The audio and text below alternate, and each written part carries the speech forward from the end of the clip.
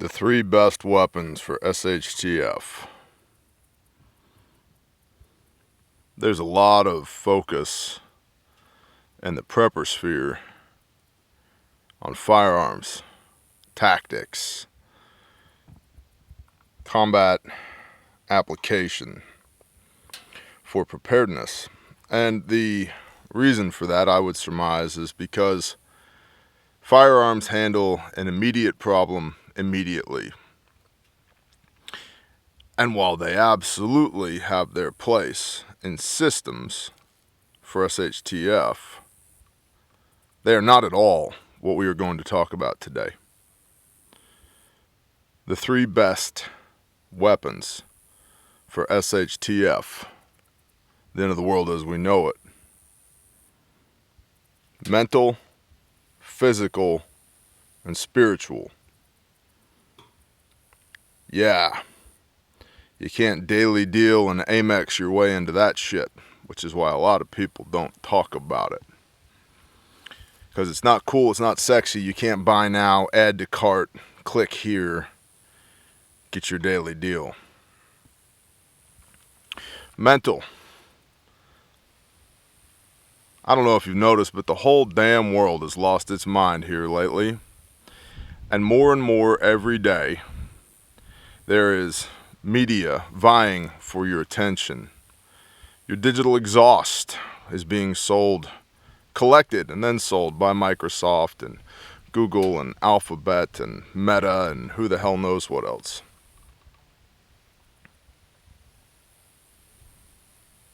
The whole world, it feels like at times, is trying to get you to break your mental stride. Not even telling you what to think, but certainly telling you what to think about. And as we know, absolutely favoring certain worldviews and opinions over others. The sanctity of your mental well-being is incredibly important. Incredibly important. You must maintain fences and gates around your computing power, around your gray matter. Focus on the things that matter, not the things that don't. Understand how to find shalom, peace, quiet the noise, step away from the narratives, disengage the cage. Because if your brain is wrapped around all of their bullshit, it does not have time to focus on all of the things that are actually important.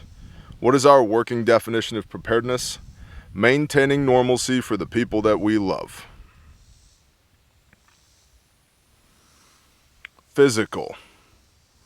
I know, you're old, you're fat, you're tired, you're broken. Cool, me too. And physical well-being can be as involved or uninvolved as you want it to be. It can be as simple or as complicated as you want it to be. You can go for a walk. Costs nothing but your time. You can throw on a rucksack and go for a walk. You know, like maybe get out there and pressure test your systems, your 100-pound inch bag, your 70-pound bug out bag, your 50-pound I'm never coming home again bag. Throw that on, go for a stroll. Get into a full sweat, work up a lather, as they say. Bodyweight calisthenics cost you nothing but time. Can you get a gym membership and go, bench press, deadlift, leg press, squat? Yeah. Should you? Man, that's entirely up to you. I'm not a doctor. I don't even play one on YouTube. But think about all the shit that they are literally trying to feed you.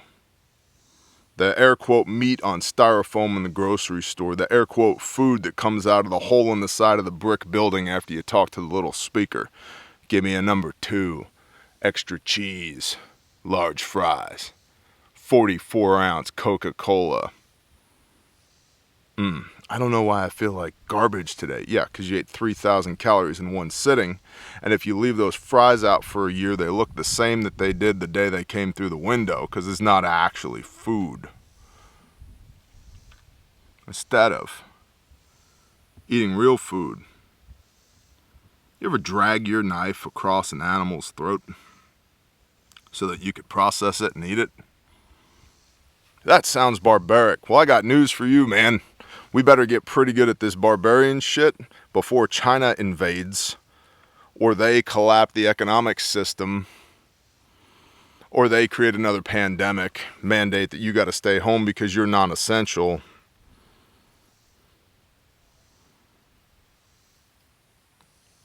A good man must have the capacity for violence and danger, and balance that with wisdom and discernment. Otherwise, you're not a good man. You're a pussy. Physical is your number 2 best weapon for SHTF. And the third is spiritual. We are spiritual beings having a physical experience here on this earth. And you might like that, you might not like it, you might agree, you might disagree. Cool. Well, I have a lifetime of data to back up that opinion. A man with experience is not at the mercy of a man with an opinion. I believe my brother Saul likes to say. Survival applications and weapons systems.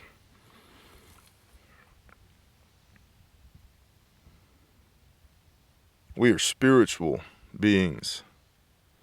And when you focus too much on the physical plane, you'll find a disconnect from the spiritual one.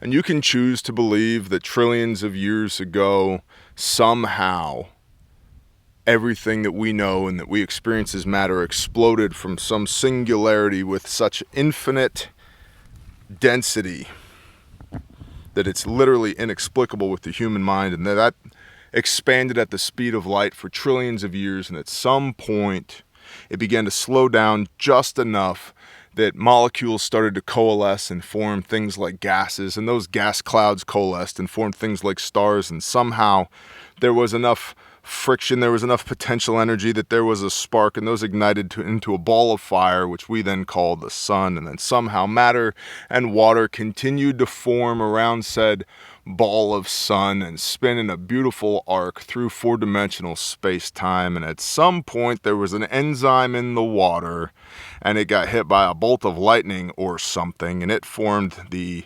precursors to deoxyribonucleic acid. And then at some point, some kind of lizard fish thing walked up out into land, and over billions of years eventually evolved into the great apes from which we are descended. Or a loving creator said, let it be. And it was.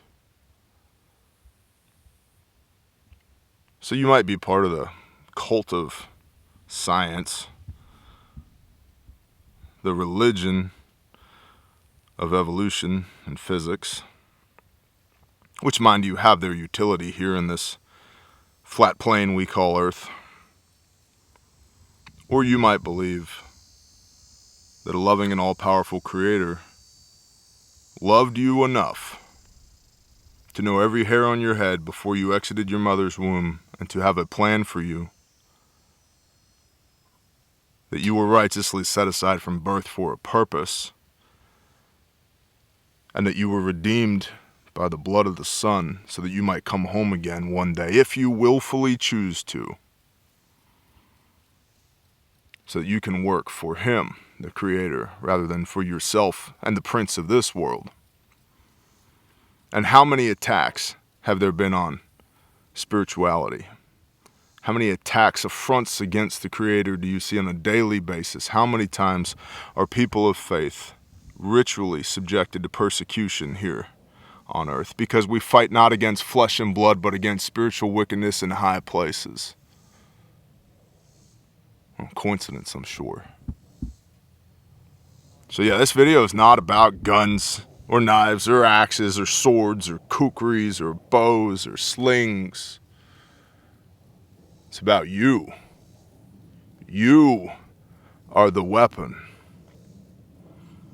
He who does not have a sword, sell his cloak and buy one. Sword don't mean shit if you can't wield it. Meekness, in the Aramaic connotation, is having a sword and having your hand upon the sword, but keeping that sword sheathed. It is the capacity for violence balanced with wisdom and understanding. You are the weapon, and there is a constant battle, day and night, 24/7, 365, to erode your mental, physical, and spiritual capacity so that you are a non-combatant in this war. And that is what you should be battling against every day. To take hold of, take control of, take personal responsibility for your mental, your physical, and your spiritual well-being. Because without those tools in your toolkit, this shit doesn't matter. Bless y'all. Shalom.